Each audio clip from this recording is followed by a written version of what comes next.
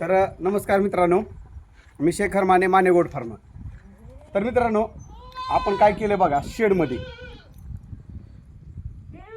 सगळा मुरुम टाकून घेतलाय.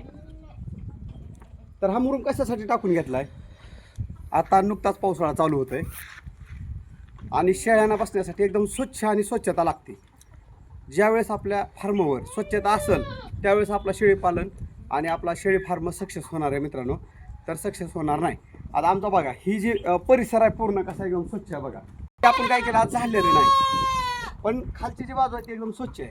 कारण की आम्हाला मुरुम टाकायचा म्हणून हे झालेलंच नाही, असंच ठेवलेलं आहे. आता बघा, आता ही एकदम टापटीप आणि स्वच्छता आहे मित्रांनो. तर आपण पण शेळी पालक असाल तर अशी स्वच्छता करून घ्या, मुरुम टाकून घ्या. कारण आपल्या शेडमध्ये खड्ड्यामध्ये पाणी साचून आपल्या शेळ्या आजारी पडू नयेत याची दक्षता घ्यायची मित्रांनो. धन्यवाद. जय हिंद, जय महाराष्ट्र.